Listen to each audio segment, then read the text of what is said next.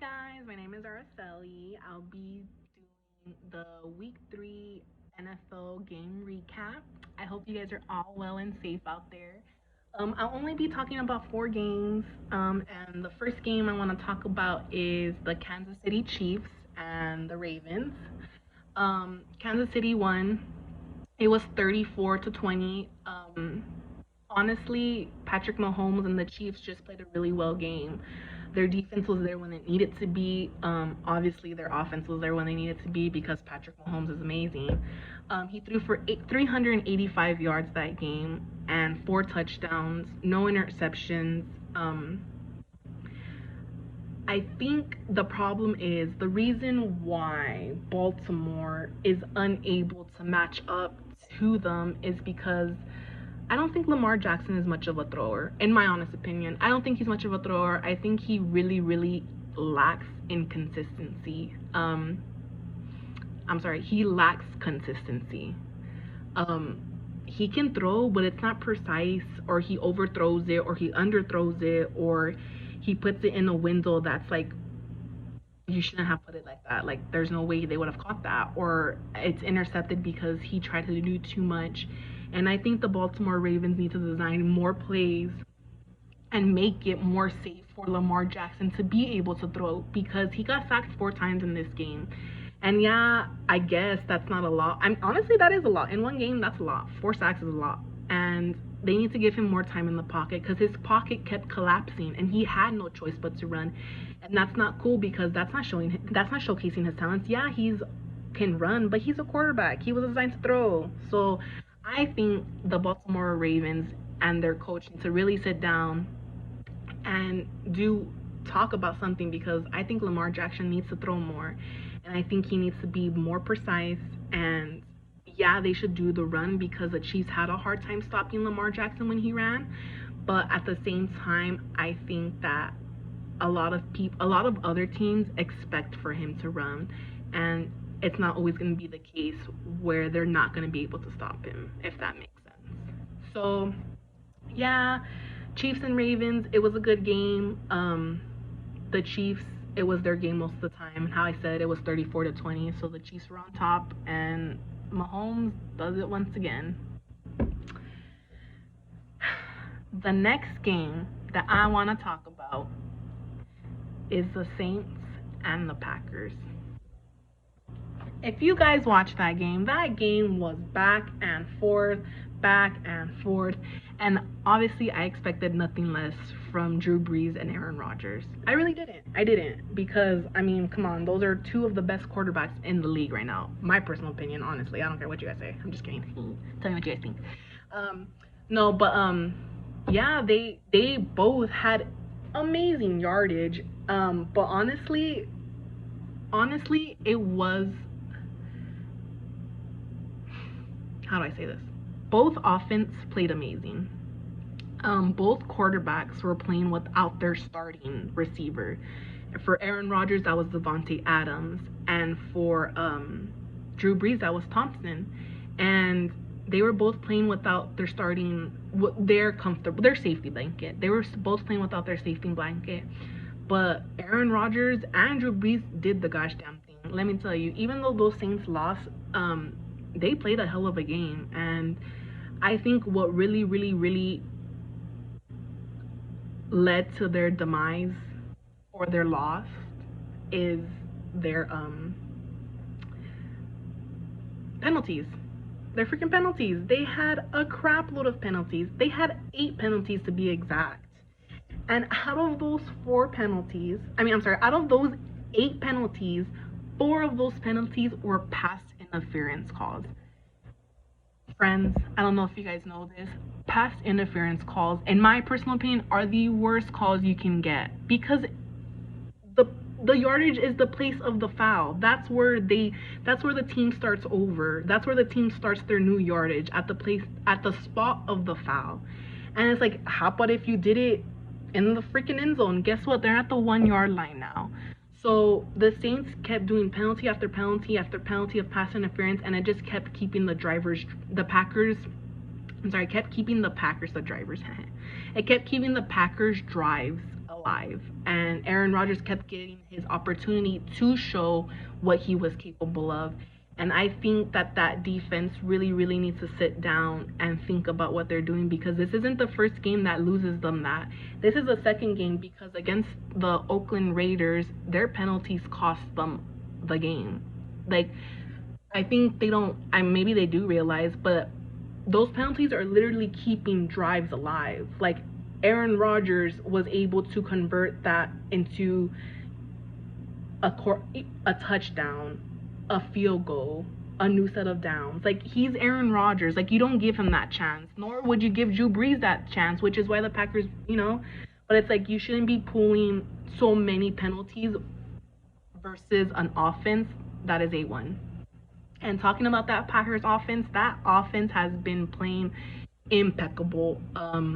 Honestly, I'm amazed at how well they're playing.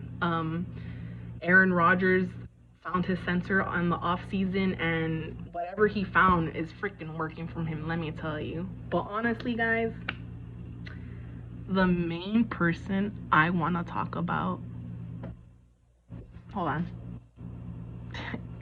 is Alvin Kamara. Alvin Kamara is the running back for the New Orleans Saints. Running back, friends, running back. Tell me why Alvin Kamara had 139 receiving yards. Receiving yards. He is a running back, friends. 139 receiving yards with not one, but 2 touchdowns and 58 rushing yards. And those 58 rushing yards, I need to take a breather. 52 of those yards was from one play where Alvin Kamara made 6 defenders miss him. 6 defenders. He ran for 52 yards for that touchdown. And he made 6 people miss him. 6 people. Alvin Kamara is a badass. I don't care what you guys say. This guy is freaking amazing. He was the MVP of that game, even though the Saints did not win. And that's all I have to say about that, because he is amazing. He was amazing. That was a can't miss play. You guys have to see it. If you guys didn't see it, see it. Alvin Kamara runs for 52 yards for a touchdown, misses 6 tackles. 6, friends. 6. But yes, the Packers win the Saints 37-30. At the end of the day, the Saints, just their defense, their penalties killed them. And hopefully next week when they come back, they'll see that and they'll do the damn thing. But the next game I would like to talk about is Mega Iro, the Dallas Cowboys and the Seattle Seahawks. Frown face. So, the Dallas Cowboys lost to the Seattle Seahawks on Sunday.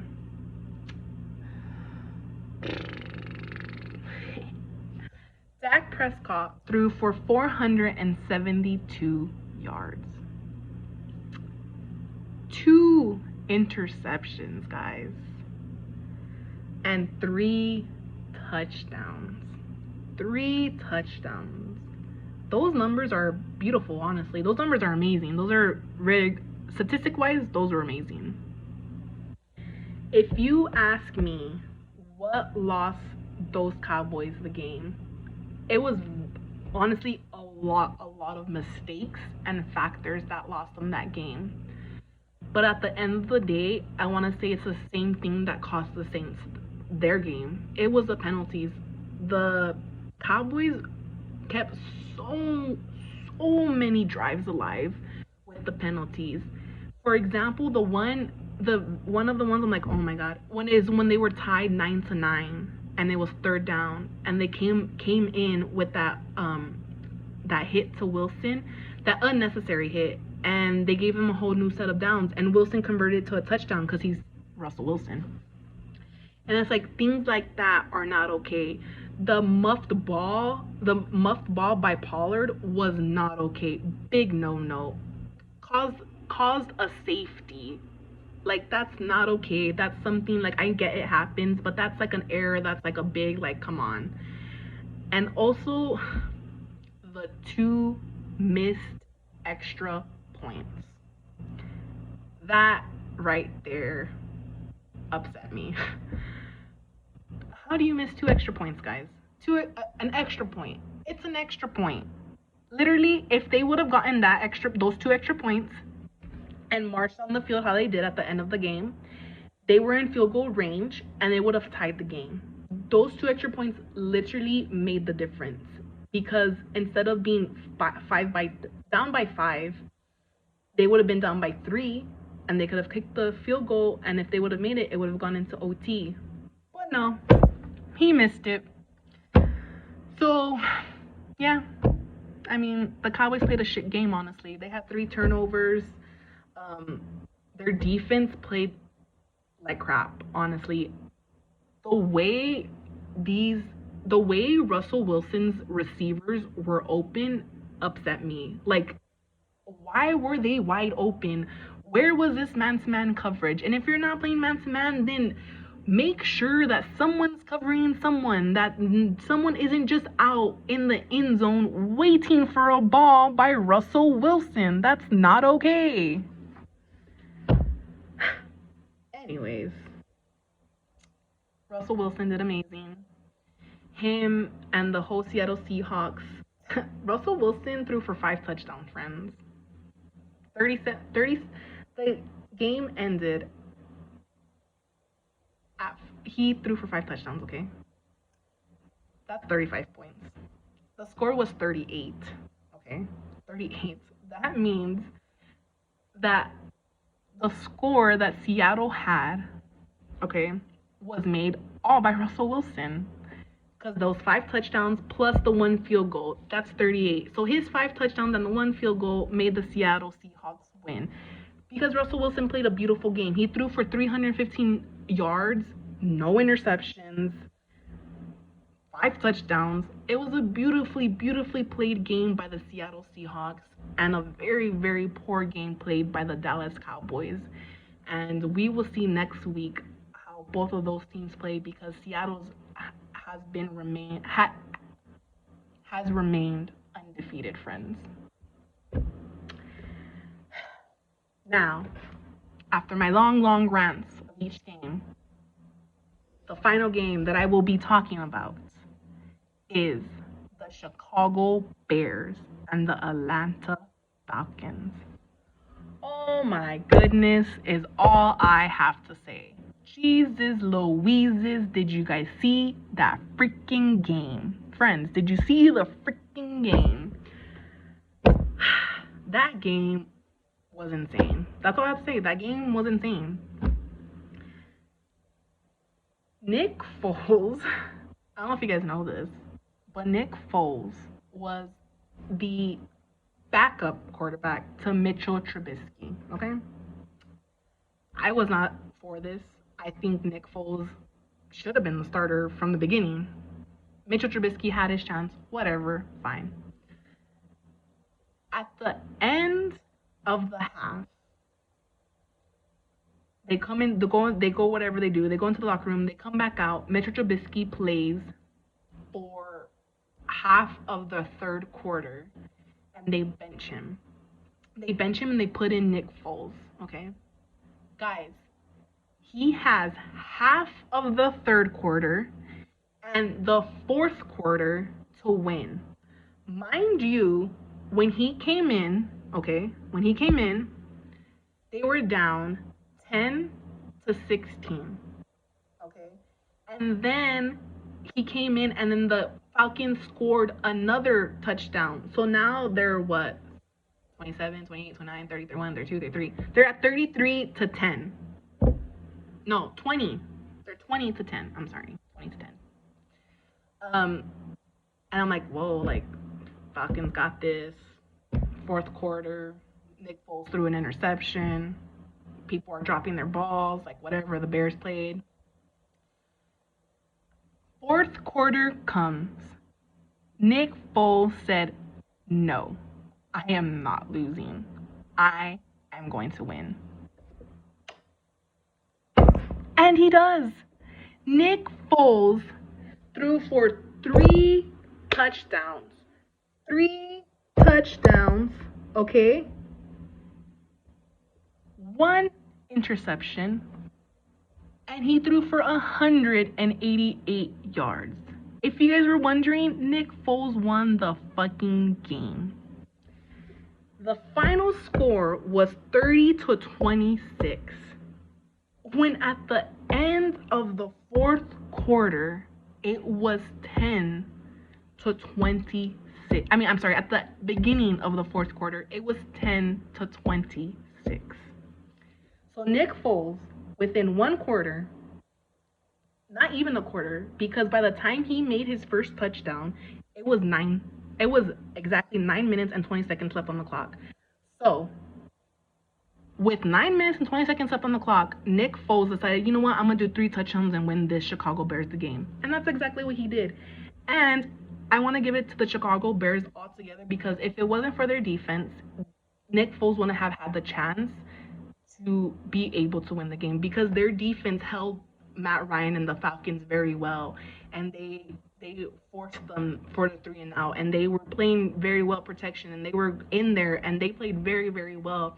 And I just want to say that Nick Foles did an amazing job, and I am so happy that he will be the starting quarterback going into week 4.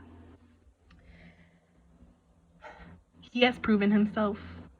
Nick Foles is freaking amazing. Even though he was in for less than half the game, he threw for 50 yards more than Mitchell Trubisky, and Mitchell Trubisky was in for more than half the game.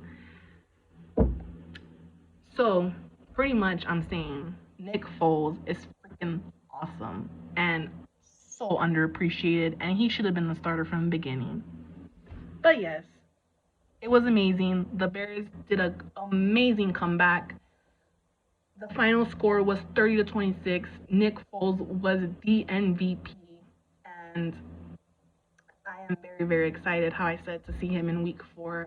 And I'm excited to see all the games, like always. And thank you for listening to my crazy rants. And I hope you guys enjoyed. And this is Araceli, and I'll see you guys soon.